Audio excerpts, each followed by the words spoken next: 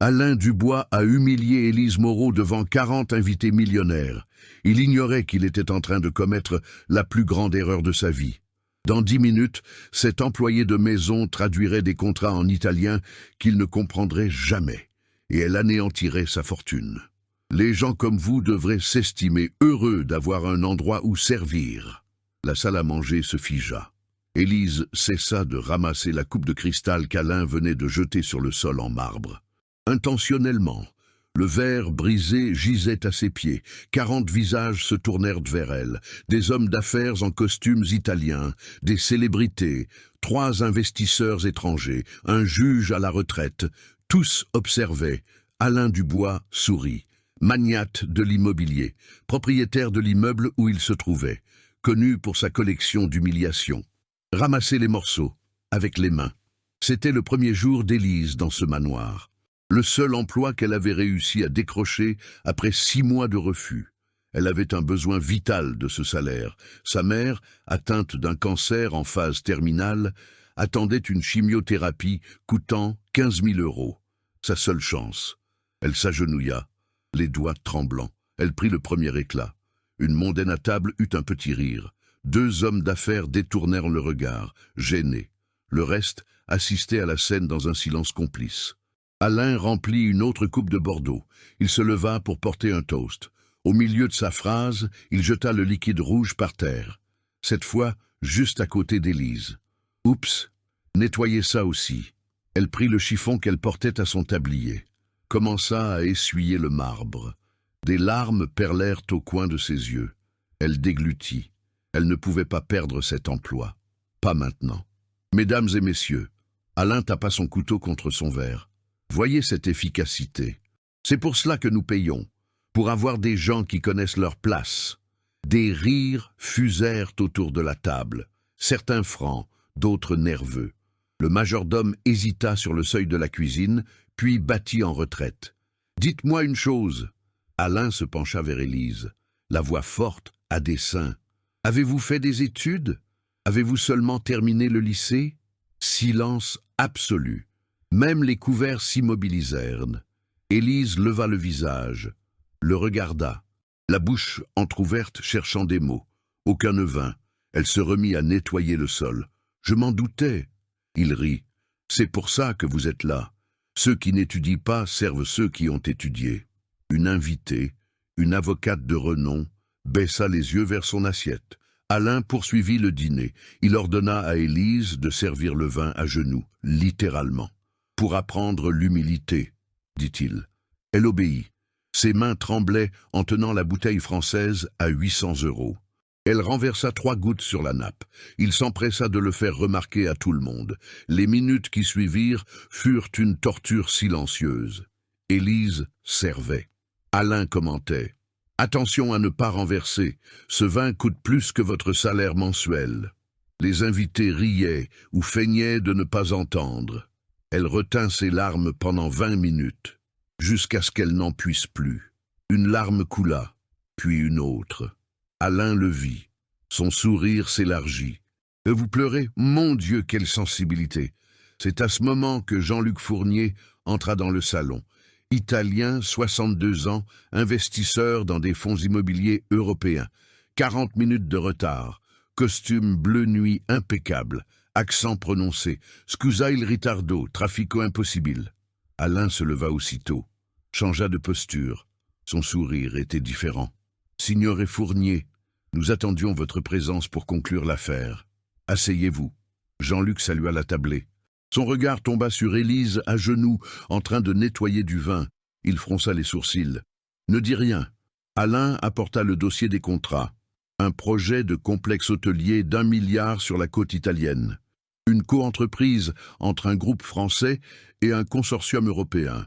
Il commença à expliquer en anglais, mêlant des expressions italiennes.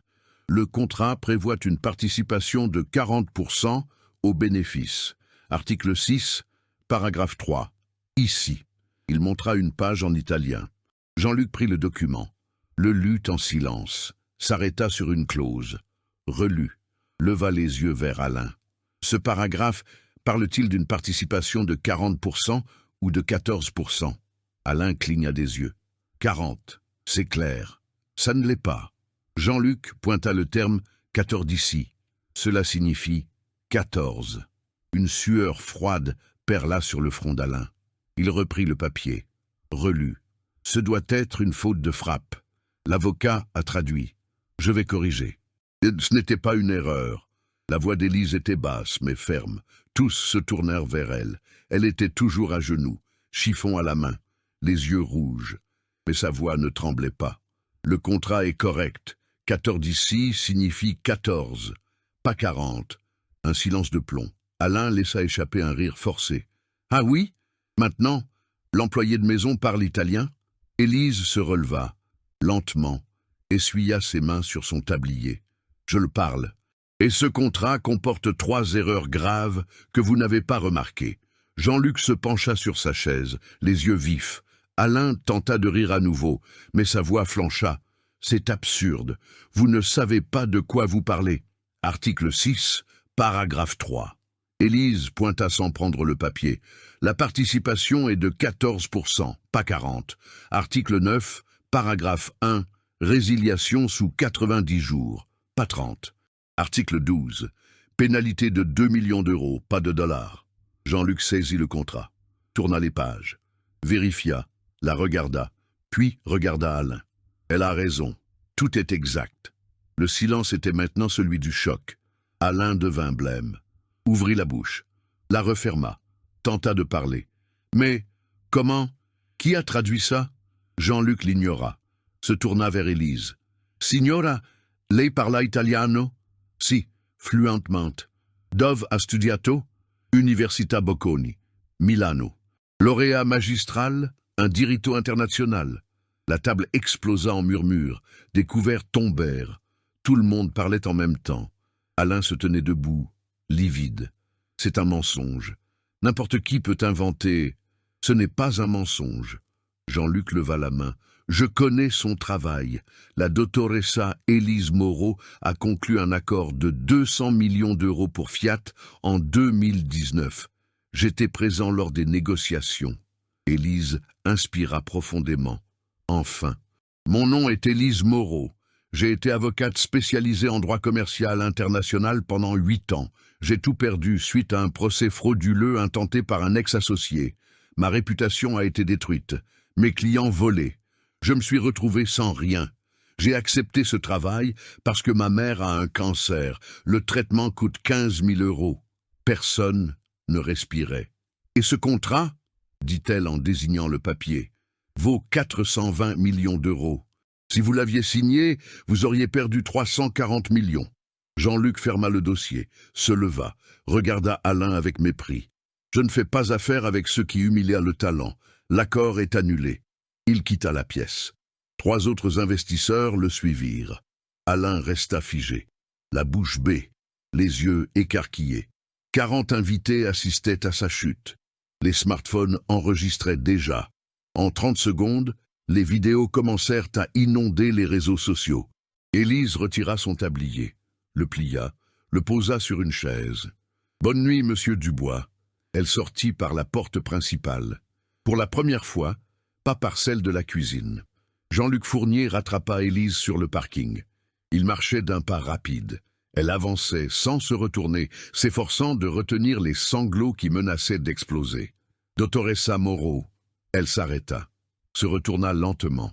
L'Italien lui tendit une carte de visite, dorée, élégante. « Il faut que je vous parle, c'est important. » Élise accepta la carte, les mains tremblantes. Il désigna un café ouvert 24 heures au coin de la rue. 5 minutes plus tard, ils étaient assis à une table discrète. « Combien d'années avez-vous travaillé en droit international ?» demanda directement Jean-Luc. « 8 ans, spécialisé dans le commerce extérieur entre la France, l'Italie et le Brésil. Pourquoi avez-vous arrêté ?» Élise prit une profonde inspiration, lui raconta tout. L'associé qui avait falsifié des documents pour voler ses clients. Le procès frauduleux qui avait ruiné sa réputation. Le barreau avait suspendu sa licence pour 3 ans. Ses économies dépensées en frais de justice. Sa mère diagnostiquée d'un cancer 2 mois plus tard. Le traitement coûteux. Le poste d'employé de maison comme seule option. « Jean-Luc écouta en silence. Quand elle eut fini, il prit son téléphone. « Je connais 4 entrepreneurs qui ont été floués par Alain Dubois ces 5 dernières années. Contrats frauduleux, traductions manipulées, clauses modifiées. » Il marqua une pause. L'une de ces entreprises a fait faillite. Le PDG s'est suicidé. Élise écarquilla les yeux. « J'ai des documents, des emails, les contrats originaux. » Il posa une clé USB sur la table. Dubois est un spécialiste pour tromper les investisseurs étrangers. Il utilise délibérément des traducteurs incompétents. Il modifie les clauses après la signature. Pourquoi me dites-vous cela? Parce que vous avez les connaissances pour le détruire. Et il vient de commettre une erreur fatale. Jean-Luc fit glisser la clé USB vers elle. Vous humiliez devant 40 témoins. Les vidéos sont déjà virales. Sa réputation se fissure. Élise regarda la clé USB, puis le regarda lui. Que voulez-vous? Justice. Pour vous. Pour les familles qu'il a détruites. Il se pencha. Dubois va lancer une fondation caritative dans 12 jours. Un événement gigantesque. 300 personnes. La presse internationale. Il veut redorer son image. Et nous allons tout révéler sur cette scène. Devant tout le monde. Élise sentit son cœur s'emballer. Vengeance. Justice, peur, tout se mélangeait. Il me détruira si j'essaie. Il a le pouvoir, des avocats, des juges achetés. Pas si je suis à vos côtés. Jean-Luc ouvrit un dossier sur son téléphone. J'ai des contacts au parquet national financier. Un procureur intègre. Il enquête sur Dubois depuis 6 mois. Il lui manque juste des preuves solides. Élise prit la clé USB. La fit tourner entre ses doigts. Qu'y a-t-il dessus? 340 documents. Contrats frauduleux, emails compromettants, tableur de société offshore aux îles Caïmans, une évasion fiscale de 89 millions. Silence. Il y a plus. Jean-Luc montra un autre dossier. Le comptable de Dubois veut parler en échange de l'immunité. Il a accès à tout. Élise ferma les yeux, pensa à sa mère à l'hôpital, à l'emploi perdu, aux larmes qu'elle avait versées à genoux, à l'humiliation. Elle rouvrit les yeux. Que dois-je faire? Jean-Luc sourit.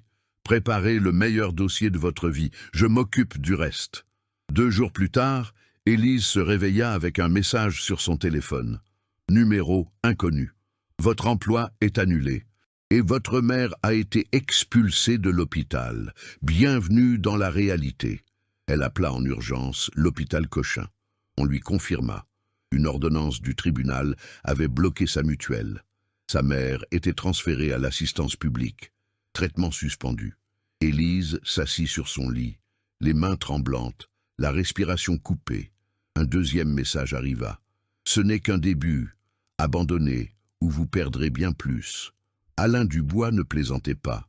Élise appela Jean-Luc, la voix brisée. Il a tout bloqué. Ma mère est sans traitement. Je ne peux pas payer mon loyer. Je vais être expulsé dans 15 jours. Où êtes-vous? Chez moi, pour l'instant. Restez-y. J'arrive dans 20 minutes. Jean-Luc vint avec une avocate. Ils transférèrent la mère d'Élise dans une clinique privée couverte par le consortium d'entrepreneurs que Jean-Luc représentait. Ils payèrent 3 mois de loyer d'avance. Mais le message était passé. Dubois avait du pouvoir, et il allait s'en servir. « Il veut vous briser avant l'événement, » dit Jean-Luc en posant un café sur la table. « Il veut que vous abandonniez. Je suis sur le point de le faire. » Non. Il la regarda dans les yeux. Vous n'avez pas pleuré à genoux à ce dîner pour abandonner maintenant. Vous avez pleuré parce que vous saviez que vous aviez la capacité de le détruire. Et il l'a compris. Élise essuya ses larmes. Que faisons-nous? Nous accélérons le plan. Nous n'attendons plus 10 jours. Nous le faisons dans 5. L'avocate, Sophie Renaud, ouvrit son ordinateur portable. J'ai déjà 3 entreprises prêtes à témoigner, plus le comptable. Le PNF a confirmé la présence du procureur Michel Durand. Il procédera à l'arrestation sur place. Une arrestation. Élise écarquilla les yeux. Flagrant délit d'escroquerie. Lorsque vous présenterez les preuves publiquement, il sera arrêté sur le champ. Sophie montra un document. Le mandat est déjà signé par un juge d'instruction. Il ne manque que la présentation officielle des preuves. Jean-Luc prit son téléphone. Je vais appeler la chambre de commerce et d'industrie. Avancer l'événement à vendredi. Les 3 jours suivants, Élise vécut en mode conspiration totale. Mercredi, 8 heures du matin. Le bureau prêté était devenu un centre de commandement. 7 avocats examinaient 340 documents. Chaque clause frauduleuse était identifiée. Chaque centime détourné était tracé. Élise trouva une bombe au milieu des papiers. Le contrat de la société Innovatech. Le PDG s'appelait Stéphane Leroy. Il avait perdu son entreprise en 2021 à cause d'une fraude de Dubois. Il s'était suicidé en 2022. Sa veuve était prête à témoigner. « Elle veut que justice soit faite », confirma Sophie par téléphone. Elle apportera les documents originaux que son mari a conservés avant de mourir. Le comptable de Dubois, Vincent Girard, arriva, nerveux. « J'ai tout apporté. » Il tendit une clé USB. 5 ans d'évasion fiscale, 89 millions non déclarés, compte offshore, les tableurs complets. Élise la brancha, ouvrit les fichiers. C'était la cartographie complète du crime. « Pourquoi le dénoncez-vous » demanda-t-elle. « Parce que j'ai un jeune fils, et je ne veux pas qu'il grandisse avec un père criminel. » Vincent baissa les yeux. « Dubois m'a menacé. Il a dit que si je parlais, ma famille paierait. Mais le PNF m'a garanti une protection. » Le procureur Michel Durand le confirma par visioconférence. « Nous avons tout ce qu'il nous faut. Quand vous présenterez les preuves vendredi soir, je monterai sur scène et j'annoncerai l'arrestation. Le mandat a déjà été délivré. » Jeudi, après-midi. Un problème. Jean-Luc reçut un appel. Voix tendue. Dubois l'a découvert. Un informateur a parlé. Élise sentit le sol se dérober. « Comment ?» Quelqu'un de proche a parlé. Il est au courant pour l'événement. Il a appelé l'hôtel. A tout annulé. Silence de mort dans la pièce. « C'est fini ?» murmura Élise. « Non. » Jean-Luc tapait déjà sur son téléphone. « Je connais le président de la Chambre de commerce et d'industrie. Un homme d'affaires sérieux. Il a été floué par Dubois il y a 3 ans. Il va nous aider. » 2 heures plus tard, l'événement était transféré à l'auditorium de la CCI. Capacité de 350 personnes. Dubois ne pouvait pas refuser sans éveiller d'énormes soupçons. La presse était déjà confirmée. 23 médias, 8 caméras de télévision. Il va tenter quelque chose, prévint Sophie. Il amènera des gardes du corps, des avocats. Il essaiera d'empêcher la présentation. « Laissez-moi faire », assura le procureur. La police judiciaire sera positionnée, 4 agents en civil. Toute tentative d'intimidation entraînera une arrestation immédiate pour obstruction à la justice. Vendredi, 7 heures du matin. Élise se réveilla après 3 heures de sommeil. Elle repassa tout mentalement. Documents, 340, organisés en une séquence parfaite. Témoins, la veuve de Stéphane confirmée. Le comptable confirmé. 3 PDG lésés confirmés. Autorité, procureur Michel Durand présent. 4 agents de la police judiciaire positionnés, un juge d'instruction dans le public. Presse, 23 médias, 8 caméras, 3 diffusions en direct. Avocats, 7 positionnés stratégiquement dans l'auditorium. Le seul risque, que Dubois ne vienne pas. Il viendra, assura Jean-Luc pour la 5e fois. Son ego ne lui permet pas d'annuler. 300 personnes confirmées. La presse présente. Annuler serait admettre sa peur. 15 heures. Élise entra pour la première fois dans l'auditorium. Encore vide. 350 chaises alignées. Une immense scène. Un écran géant. Un technicien installait un projecteur. Elle testa la clé USB. Les documents s'affichèrent à l'écran. Parfait. Sophie plaça les avocats. Chacun à un point stratégique. Si Dubois tentait de s'enfuir, il serait bloqué. Le procureur Michel arriva à 16 heures. Costume discret. Il s'assit au fond. 2 agents de la PJ entrèrent séparément. L'un s'assit sur le côté gauche, l'autre sur le droit. 17 heures. Les invités commencèrent à arriver. Hommes d'affaires en costume, mondains, 2 députés, un sénateur, un juge d'instruction à la retraite, des célébrités. Les journalistes remplissaient les premiers rangs. 17h40. Jean-Luc s'assit à côté d'Élise au premier rang. « Il est arrivé. J'ai vu sa voiture sur le parking. » Son cœur s'emballa. « Respirez. Vous êtes né pour ça. » 18 heures. Les lumières baissèrent. L'événement commença. Le président de la CCI prononça le discours d'ouverture. Il présenta Alain Dubois, un entrepreneur visionnaire, un philanthrope dévoué. Un exemple de réussite. Dubois monta sur scène. Costume gris italien, cravate bleue. Il sourit au public, salua les caméras. Élise observa chacun de ses mouvements. Il était confiant, sûr de lui, arrogant. Il ignorait le gouffre sous ses pieds. Dubois commença son discours préparé. « Merci de votre présence. Nous lançons aujourd'hui la Fondation Dubois pour l'égalité sociale. Notre engagement est de valoriser les travailleurs, d'offrir la dignité, de combattre les injustices. » Le public applaudit poliment. Il continua, parla d'un don de 2 millions. Un mensonge documenté sur la clé USB, parla de responsabilité sociale. Une hypocrisie filmée. C'est notre devoir en tant qu'entrepreneur de créer des opportunités, de ne jamais exploiter, de toujours respecter. Élise serra les poings sur ses genoux, contenant sa colère. Dubois ouvrit la séance aux questions. Un journaliste d'un quotidien économique se leva. « Monsieur Dubois, comment garantissez-vous les pratiques éthiques dans vos entreprises ?» Il eut un large sourire, confiant, une transparence totale, des audits constants. Je ne léserai jamais des partenaires commerciaux. Ma parole vaut plus que des contrats signés. C'était la phrase qu'Élise attendait. Elle échangea un regard avec Jean-Luc. Il acquiesça. Le procureur au fond fit un signe discret. Élise se leva, prit le micro que lui tendit un organisateur. 340 visages se tournèrent vers elle. Dubois la vit, la reconnut, pâlit. Son sourire s'effaça. Un silence tranchant s'abattit sur l'auditorium. Élise le regarda dans les yeux. La voix ferme, claire, sans le moindre tremblement. « Alors parlons de contrat, monsieur Dubois, et des 15 entreprises que vous avez détruites ces 5 dernières années. » L'écran derrière lui s'alluma. Le premier document apparut. Le contrat frauduleux d'Innovatech.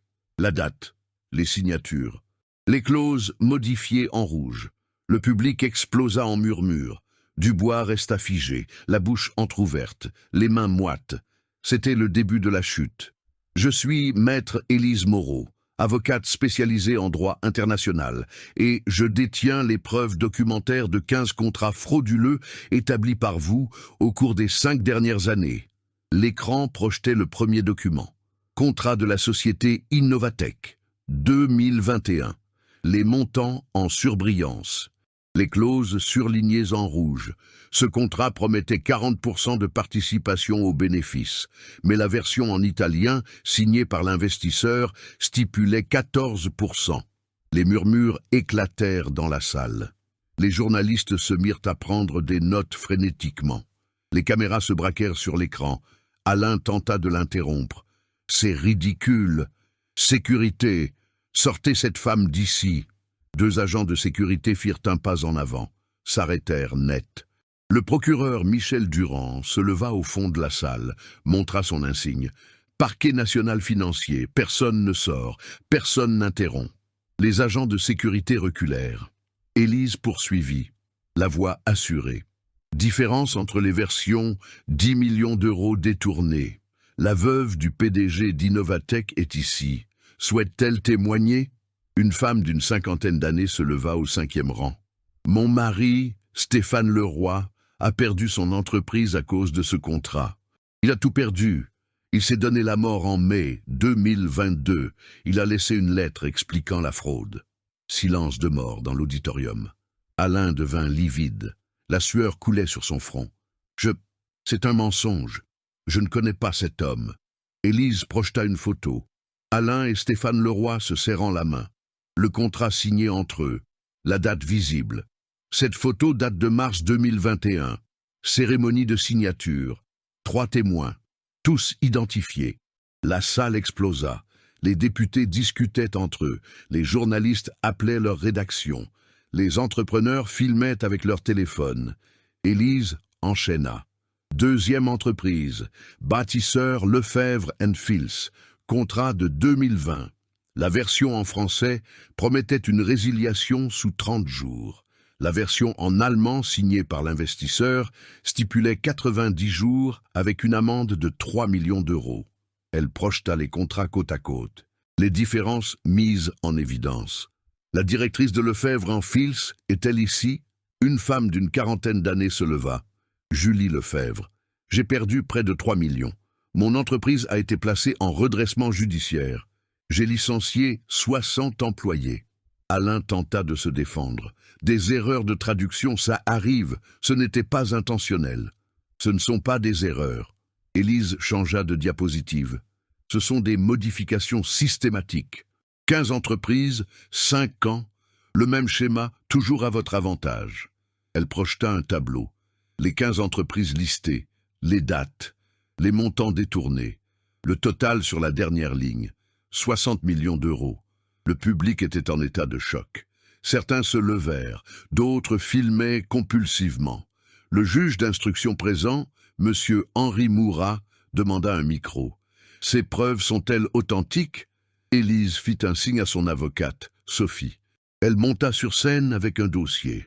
Contrats originaux, certifiés conformes, signatures reconnues. L'expertise graphologique confirme leur authenticité.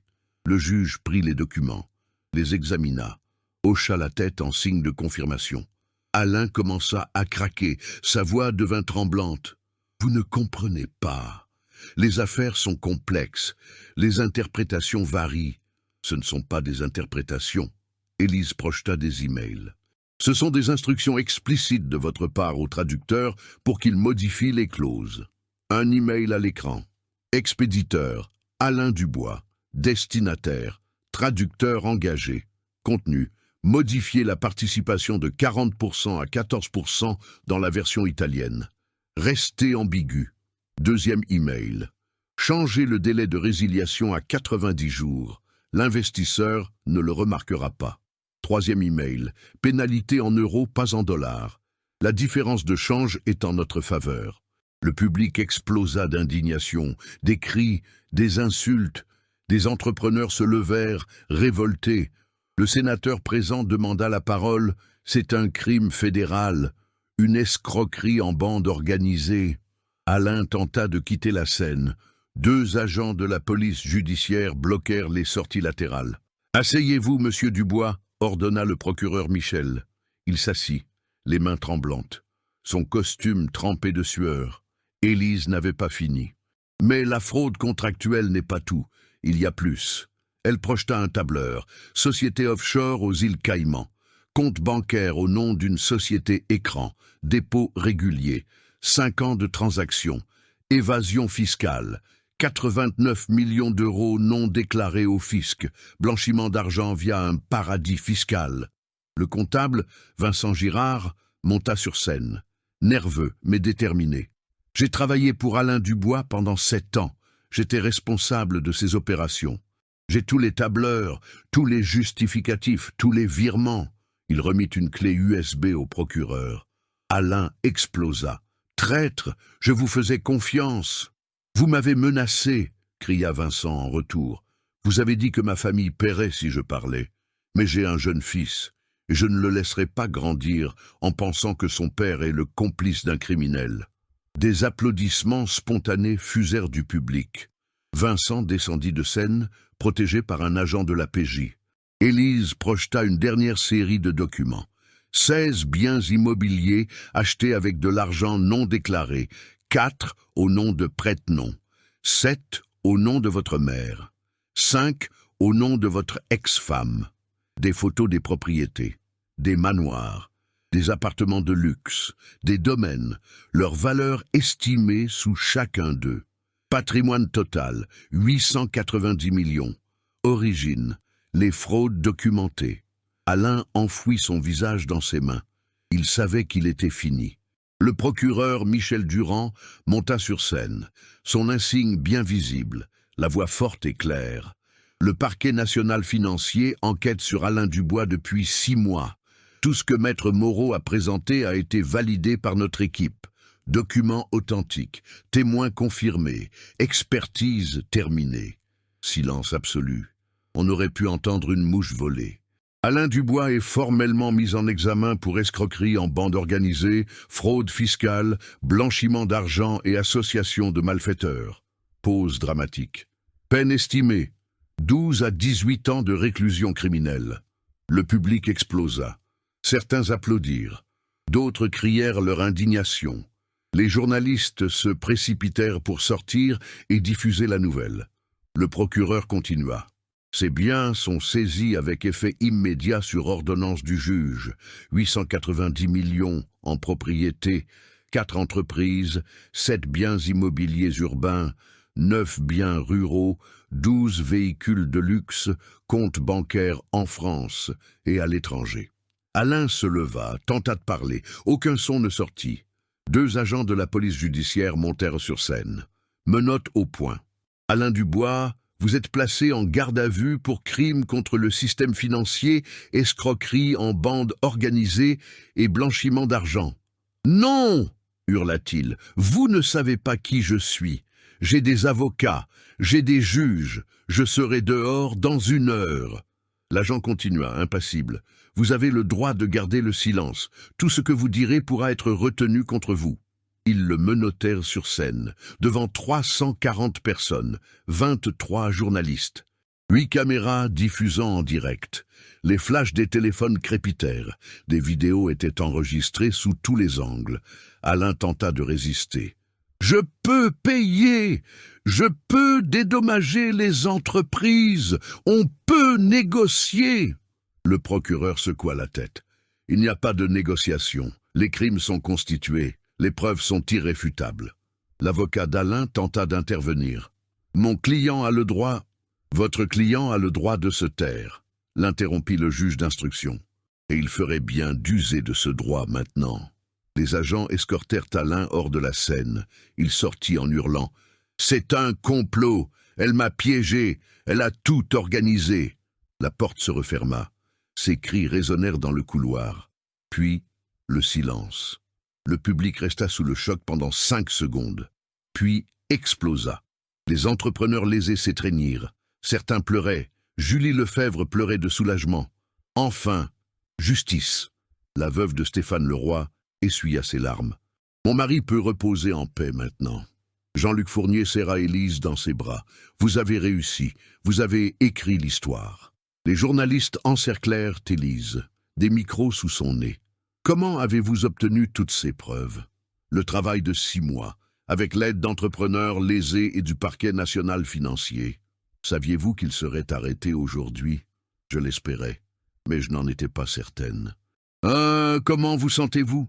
Élise regarda les caméras, pensa à sa mère à l'hôpital, aux mois d'humiliation, aux larmes versées à genoux.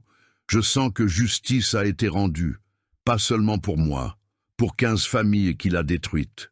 Le président de la CCI remonta sur scène, demanda l'attention. Au nom de la Chambre de commerce, je tiens à remercier Maître Élise Moreau. Elle a sauvé des dizaines d'entreprises de futures fraudes et elle a rendu justice aux victimes. Ovation debout. 4 minutes ininterrompues. Il poursuivit. Je voudrais vous offrir officiellement le poste de consultante en chef pour la conformité et le droit international. Salaire de 15 000 € par mois. Mutuelle premium pour vous et votre mère. Élise resta silencieuse, en train d'assimiler. J'ai besoin de temps pour réfléchir. Bien sûr, mais sachez que nos portes vous sont grandes ouvertes. 3 autres entrepreneurs lui tendirent leurs cartes. Des offres d'emploi. Des associations dans des cabinets. Jean-Luc lui fit la plus belle offre. Un cabinet international. Milan, Rome, Paris. Salaire en euros. Ça vous dit? Élise sourit. Pour la première fois depuis des mois. Je vais y réfléchir, promis. Elle quitta l'auditorium. Non pas par la porte de service, par la grande porte, pour la première fois en tant qu'avocate, non en tant qu'employée. Les caméras la suivirent jusqu'au parking, la filmèrent montant dans sa voiture, se dirigeant vers l'hôpital pour voir sa mère. Sur le chemin, la radio annonça la nouvelle. Urgent, le magnate des affaires Alain Dubois, arrêté lors d'une opération du parquet national financier, accusé d'avoir détourné 60 millions d'euros par le biais de contrats frauduleux. L'avocate qui l'a dénoncé était une employée qui l'avait humiliée quelques semaines auparavant. Élise monta le volume, écouta jusqu'au bout. Elle se gara à l'hôpital, monta à la chambre de sa mère. Hélène était réveillée. Elle regardait la télévision. La nouvelle de l'arrestation passait en boucle. « Ma chérie, j'ai tout vu. C'est toi qui as fait ça ?» Élise serra sa mère dans ses bras, pleura. Cette fois, de soulagement. « Oui, maman, c'est fini. Il ne fera plus de mal à personne. » Hélène caressa les cheveux de sa fille. « J'ai toujours su que tu étais spéciale. Toujours. » Elles restèrent enlacées, tandis que la télévision répétait les images de l'arrestation. Le visage menotté d'Alain Dubois s'étalait sur toutes les chaînes. Justice avait été faite. Enfin, lundi, 8 heures du matin, Élise entra dans le bâtiment de la Chambre de commerce et d'industrie, non plus comme visiteuse, comme employée. Le président, M. Le Maire, l'attendait à la réception. « Maître Moreau, bienvenue officiellement. » Ascenseur direct pour le 45e étage. Son bureau, une grande pièce, une table en verre, une vue panoramique sur la ville. Une plaque sur la porte. Maître Élise Moreau, consultante en chef, conformité et droit international. Elle toucha la plaque, sourit. « Votre première réunion est dans 30 minutes, » entra une secrétaire. « 7 PDG vous attendent. Ils souhaitent vos conseils pour des contrats internationaux. » Élise enfila son blazer, inspira profondément, entra dans la salle de réunion. 7 hommes en costume se levèrent, respectueux, plus arrogants. Elle ne servait pas le café. Elle dirigeait la table. « Bonjour messieurs, nous allons examiner tous vos contrats, identifier les risques, corriger les clauses ambiguës. » 4 heures plus tard, elle avait examiné 17 contrats, trouvé 8 erreurs critiques, évité à 3 entreprises des procès millionnaires. Le PDG d'Importation Albuquerque lui serra la main. « Maître, vous venez de nous faire économiser 10 millions. Merci. » Elle sourit. « C'est mon travail. » Ce n'était pas seulement un travail. C'était une mission. 6 mois plus tard, Élise était sur un rythme effréné. Elle avait examiné 143 contrats internationaux, identifié des fraudes dans 87 d'entre eux, évité des procès totalisant 400 millions d'euros, sauvé 12 entreprises de la faillite. L'affaire Alain Dubois était devenue un cas d'école. La Cour de cassation l'a cité dans 3 arrêts sur la fraude contractuelle. Elle a fait jurisprudence. Il était en détention provisoire, en attente de son procès. Une condamnation à 16 ans était estimée. Son patrimoine était saisi, ses entreprises vendues pour payer les indemnités. Élise ne pensait plus à lui. Elle était occupée à changer le système. 1 an et demi plus tard, une invitation arriva. Congrès international de droit des affaires, Genève, Suisse. Elle était nominée pour le prix Intégrité juridique 2027, la plus haute distinction du secteur. 200 pays représentés. Élise hésita. Elle n'avait pas quitté la France depuis son retour d'Italie des années auparavant. « Vas-y, » insista sa mère. « Tu le mérites. » Hélène était guérie. Le cancer en rémission totale. Traitement complet payé par la mutuelle de la CCI. Elle vivait dans un appartement confortable qu'Élise avait loué, en bonne santé, heureuse. « Je n'y vais que si tu viens avec moi. » Alors j'y vais. Genève, juin 2027. Un auditorium de 800 personnes. Des ministres de Cour suprême. Des professeurs d'université renommés, des avocats de 40 pays, des juges internationaux, Élise sur scène, une élégante robe bleu marine, les cheveux lâchés, une posture assurée, sa mère au premier rang, pleurant de fierté. Le président de l'Organisation internationale de droit des affaires annonça « Le prix Intégrité juridique 2027 est décerné à Maître Élise Moreau, de France, pour avoir révélé une fraude systémique de 60 millions, pour avoir sauvé 15 entreprises de la faillite, pour avoir créé un précédent juridique international et pour avoir prouvé que la justice n'a pas de classe sociale. » Standing ovation. 800 personnes debout. Des applaudissements pendant 4 minutes ininterrompus. Élise monta sur scène, reçut un trophée en cristal, lourd, élégant. Son nom y était gravé. Son discours fut court, direct. Il y a 2 ans, je nettoyais le sol à genoux. Je pleurais dans un uniforme d'employé de maison. J'ai été humilié parce que j'étais pauvre, parce que j'avais besoin de travailler. Mais je n'ai jamais oublié qui j'étais. Une avocate, une experte, titulaire d'un master en droit international. Silence absolu.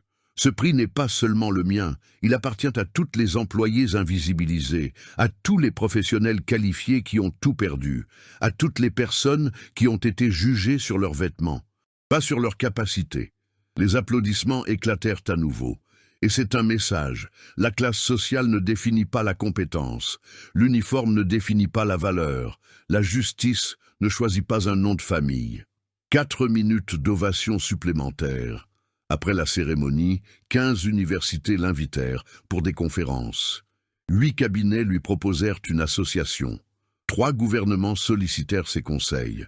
Jean-Luc Fournier, qui était dans le public, lui offrit du champagne au dîner. Vous avez transcendé. Vous n'êtes plus seulement une avocate. Vous êtes un symbole. Élise sourit. Je veux être plus qu'un symbole. Je veux changer le système. Alors, changez-le. 3 mois plus tard, Élise fonda l'Institut Nouveau Départ, une organisation à but non lucratif. Objectif: réinsérer les professionnels qualifiés qui avaient perdu leur carrière à cause d'injustice. Un partenariat avec 60 entreprises, un fonds de 2 millions d'euros, une équipe de 12 avocats bénévoles. Première promotion, 23 professionnels, des avocats radiés, des médecins ayant perdu leur licence, des ingénieurs ayant perdu des contrats, tous à cause de fraude, de machination, d'injustice. Élise examina chaque cas, fournit une défense juridique gratuite, les mit en contact avec des entreprises partenaires. Résultat, en 6 mois, 19 réinsérés. 4 retrouvèrent des postes de direction. 2 créèrent leur propre entreprise. Raphaël Martin, un ex-ingénieur humilié par un patron corrompu, dirigeait maintenant un projet d'infrastructure de 400 millions. Il serra Élise dans ses bras lors d'un événement de l'Institut. « Vous m'avez rendu ma vie. Merci. Vous aviez déjà les capacités. Il vous manquait juste une opportunité. » Béatrice Lambert, une ex-professeure d'université qui avait perdu sa chaire à cause de persécutions politiques, coordonnait désormais la formation en entreprise dans une multinationale. J'ai passé 3 ans à faire des ménages. Aujourd'hui, je forme des cadres, grâce à vous. Grâce à vous. Vous n'avez jamais abandonné. 2 ans après le prix à Genève, Élise était passée à un autre niveau. L'Institut Nouveau Départ avait aidé 230 personnes. Taux de réinsertion, 87%, le plus élevé d'Europe. 18 entreprises adoptèrent son protocole contre l'abus de pouvoir. Le protocole Dignité en entreprise. Il interdisait l'humiliation publique, exigeait une enquête sur les plaintes, sanctionnait les managers abusifs. 3 régions adoptèrent une loi inspirée de son cas. La loi Élise Moreau. Elle criminalisait l'humiliation intentionnelle sur le lieu de travail. Peine 2 à 5 ans de réclusion. Elle fut invitée à témoigner au Sénat, Commission des droits de l'homme. Maître Moreau, votre cas a changé la législation, a sauvé des vies, a inspiré des millions. Qu'est-ce qui vous a motivé? Elle pensa à sa mère à l'hôpital, aux larmes à genoux, au désespoir silencieux. L'injustice m'a motivé, et la certitude que la dignité n'est pas négociable. Son livre, Contrat, Justice et Dignité, devint un best-seller, 340 000 exemplaires vendus. Traduit en 11 langues, les universités de Harvard, Oxford et la Sorbonne l'adoptèrent comme bibliographie obligatoire. L'université Bocconi, à Milan, où elle avait fait son master, lui offrit une chaire honoraire. Professeur invité de droit international. Salaire en euros. Prestige international. Elle accepta, mais conserva son travail en France, 6 mois dans chaque pays. 3 ans après l'arrestation d'Alain Dubois, le jugement final eut lieu. Le tribunal le condamna à 16 ans de réclusion criminelle, sans remise de peine, sans aménagement. Tout son patrimoine fut vendu aux enchères pour indemniser les victimes. Les 15 entreprises lésées reçurent une compensation totale. 60 millions d'euros restitués. La famille de Stéphane Leroy, le PDG qui s'était suicidé, reçut 23 millions. Sa veuve, Patricia, remercia personnellement Élise. « Mon mari peut reposer en paix. Justice a été faite. » Alain Dubois tenta de faire appel. 3 fois. Toutes les demandes furent rejetées. Élise ne suivit pas l'affaire. Elle était occupée à construire son héritage. Vendredi soir, bureau vide, Genève. Élise, seule, examinait des propositions pour l'expansion de l'Institut Nouveau Départ en Europe. Elle regarda une photo sur son bureau. Elle, à 12 ans, avec son père, un humble avocat, décédé quand elle avait 15 ans. Il lui disait toujours « La justice n'est pas un privilège, ma fille. C'est un droit pour tous. » Elle toucha la photo, sourit, les larmes aux yeux. « J'ai réussi, papa. Ça a pris du temps, ça a fait mal. Mais j'ai réussi. » Elle regarda le trophée de Genève, le diplôme encadré de Bocconi, la couverture de son livre best-seller. Il ne s'agissait pas de vengeance, jamais. Il s'agissait de justice, de dignité, de transformation. Elle prit son téléphone. Un message de sa mère. « Fière de toi, toujours. » Elle répondit avec un cœur, éteignit la lumière du bureau. Sortit, confiante. Demain, elle avait une réunion avec l'ONU, un projet mondial de lutte contre le harcèlement au travail, 50 pays impliqués. C'est elle qui dirigerait. D'employé de maison humilié à leader mondial de l'intégrité juridique. Une transcendance complète. Mais elle ne cessait de regarder vers l'avant. Elle ne regarderait plus jamais en arrière. Le monde changeait, et elle faisait partie du changement. Et vous, a-t-on déjà sous-estimé votre travail? Avez-vous déjà senti qu'on doutait de vos capacités simplement parce que vous ne portiez pas les bons vêtements? Avez-vous déjà ravalé une humiliation en silence parce que vous aviez besoin de ce travail pour survivre? Avez-vous déjà été jugé sur votre apparence avant même d'ouvrir la bouche? Des histoires comme celle d'Élise se produisent tous les jours, dans des restaurants, dans des bureaux, dans des manoirs. Des personnes brillantes rendues invisibles par un uniforme d'agent d'entretien, de livreur, de caissier, de serveur. Des talents gaspillés parce que quelqu'un a décidé que l'habit définit la compétence. Qu'un diplôme est plus important que le caractère, qu'un nom de famille vaut plus que l'effort, mais des victoires se produisent aussi. Des gens qui ne courbent pas l'échine, qui n'acceptent pas l'injustice comme une fatalité, qui prouvent leur valeur même lorsque personne n'y croit. Comme Élise, qui a pleuré à genoux, mais qui s'est relevée, a rassemblé des preuves et a détruit celui qui a tenté de la détruire. Elle était employée de maison. Aujourd'hui, elle est une référence mondiale en intégrité juridique. Elle a reçu un prix à Genève devant 800 autorités, a changé les lois, a sauvé des entreprises, a inspiré des millions. Vous aussi, vous pouvez renverser la situation, peu importe où vous êtes maintenant. Ce qui importe, c'est qui vous décidez d'être. Si on vous a déjà sous-estimé et que vous avez pris votre revanche, écrivez « J'ai gagné » dans les commentaires. Je veux lire votre histoire. Si vous vous battez encore, si vous êtes encore à terre en train d'essayer de vous relever, écrivez « Je vaincrai ».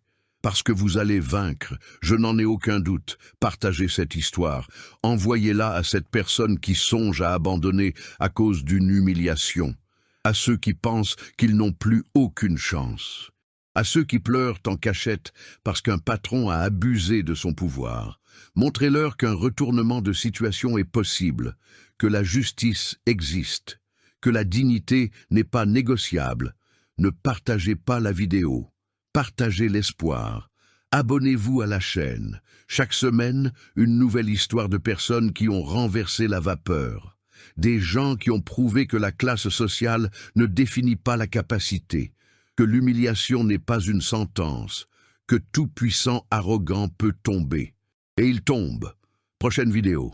Un gardien d'immeuble expulse un résident en short et en tongs. Erreur fatale. Il était propriétaire de 23 appartements dans l'immeuble et président du conseil syndical. Ce qui s'est passé ensuite va vous laisser sans voix. À bientôt. Et souvenez-vous, ne sous-estimez jamais personne. Vous ne savez jamais qui se trouve en face de vous.